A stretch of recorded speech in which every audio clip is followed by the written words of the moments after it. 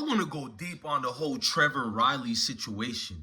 Y'all know we made a video already. Go to the playlist and check the video out we made on Trevor Riley. And we talked about his whole Saudi, escapades he had with the PIF, the money situation, the investments. He basically went rogue.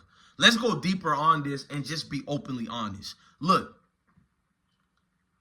without looking at all the baggage that Deion Sanders got to go through, my personal opinion is I was going to defend Deion Sanders regardless because, as you know it, a lot of these coaches are in different type of minglings when it comes to the NIL. Who knows where they're getting their money from? Of course, they have to be upfront about it. But like Wall Street itself, we know a lot of things are corrupted and hidden. So I wouldn't be surprised if we found out later that Deion was the one who sent Trevor Riley to go get this money and go get a backing for the NIL to get more players there. I wouldn't be shocked and surprised at that at all. But I had to look at the whole thing, bruh. If Deion wasn't going through all the backlash with the media, Deion wasn't being attacked every day by almost every single pundit and media outlets out there, then I would be like, you guys have a right to look at it as, Trevor Riley is a scapegoat. They're using him, you feel me, to hide and protect Deion Sanders, and it's foul and it's wrong. You know what I mean? It's dead wrong to look at it like that. But then you have to do what I'm doing. The media hates Deion Sanders so much, I have to look at the other side of things. Like, wait a minute. Who sent Trevor Riley to prime in them?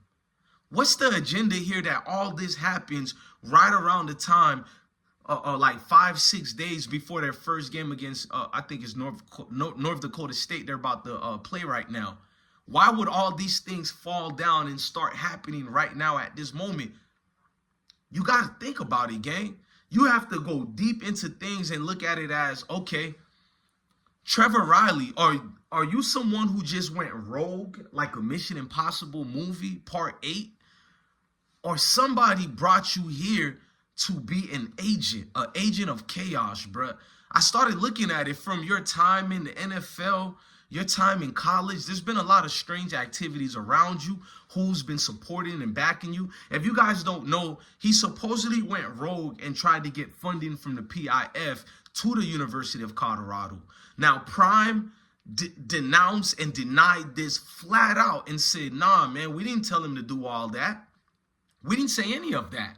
Not only that, Rick George made a statement too and was like, wait a minute, like, we're not going to let you guys tarnish our image nor our reputation. When people flat out go out their way to say these things, usually we say it's a lie, but for the only reasons and sakes of things that Deion can't hide doing anything. He is a melanated brother at a Power 5 school all the way in Colorado, Denver, Colorado. He knows any little thing he does, the media are salivating at the mouth and waiting to fry him on the stake, bruh. Why would he get in trouble by doing something so stupid as that? So you would have to think, Trevor been there for this long and just now he's getting caught with this? And did he really get caught? Or was it something he wanted to be part of to take down Deion Sanders? See, they got rid of him real quick. That's one of the things that let me know, wait a minute, they didn't even try to defend him on this.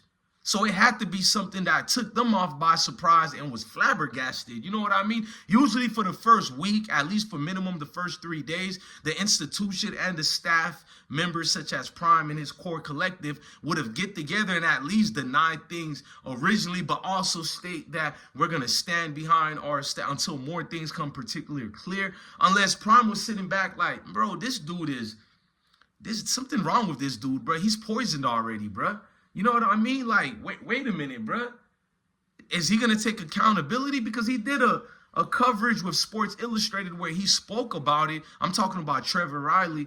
And he brought up the things about, he tried to be slick. He was like, come on, I'm getting $90,000 to coach special teams. Basically trying to, I know what he was alluding to.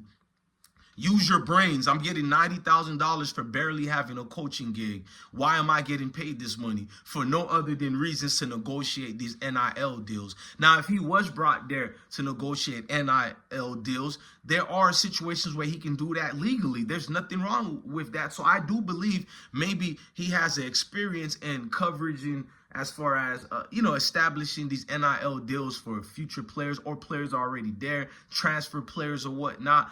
And that wouldn't be illegal if they followed the rules of the NCAA. The title, I forgot what the title is, but I'm pretty sure they followed it, unless if you guys have proof, then send it to me and I'll talk about it. So we would have to say they had proof they did things the legal way. So now when you go to Trevor, you have to sit back and ask yourself, who sent this guy? Because if Deion and them did get him to get the NIL deals at any given moment, with having this power that Trevor had, and he can make Deion culpable to this, basically anybody can come up to Trevor and be like, here's this amount of income. We need you to do X, Y, and Z. We seen the same thing with their former offensive coordinator. We seen that guy try to sabotage Deion Sanders' complete season. He would take Dylan Edwards, who's like 5'7", 5'6" in height, and like 168 pounds at that time in weight. He would take Dylan Edwards and put him in 3rd and 10 situations at the goal line, or 3rd and 5, when we had bigger backs who could have plunged and run through that hole, and he would put the smallest back in there as if he was really trying to sabotage the season. And everybody got mad when Deion Sanders got rid of him. This guy didn't know how to adapt. He didn't know how to fix things in a proper manner, and he still got another head coaching job, so it feels good to be a certain complexion of the protection. We're not going to get into that. We're indulging into this. Trevor Riley, who sent you to get rid of primetime?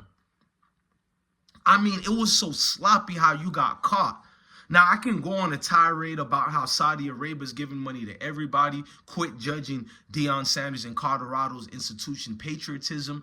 No, whose patriotism needs to be questioned is only Trevor Riley, because at the end of the day, a lot of your famous athletes have dibbled and dabbled with the Saudi Arabia empire. A lot of them have deals going on, whether through the F1 Formula Sports, whether through tennis, golf, etc., soccer. We've seen a lot of people been exploited through that Saudi's money. So let's not pretend the PIF doesn't have advantage through all of you guys through negotiation tactics or whatever might be done. But I doubt it was the PIF trying to get rid of Deion Sanders. I do see them trying to invest in Coach Prime. Who wouldn't? He's a gold mine. Anything he touches. The dude is marketable. He's charismatic. He's a good coach too, whether you want to believe it or not. Look at the improvement he's done for a first-time head coach at that level. You got to give him his flowers. And if you don't want to give him his flowers, at least acknowledge the timetable and his worth and the value he brings to any institution. So I wouldn't be surprised if they talk to Trevor Riley about Deion Sanders. The problem is, did Deion Sanders know about this beforehand? Before yesterday, I kind of thought so, but I highly doubt it now when you look at the things, bro. They're calling this dude's son out, a lawsuit that really happened in 2015 and 16, and they tried to make it relevant in 2024 as if we don't know the reasons why. The whole world are pretending they care about what happened to that security guard, the so-called victim, who did hit me up as well, and I told him the same thing. You're a so-called victim. But neither here or there, man. Trevor Riley seems to be one of these many agents who seem to be around the University of Colorado right now.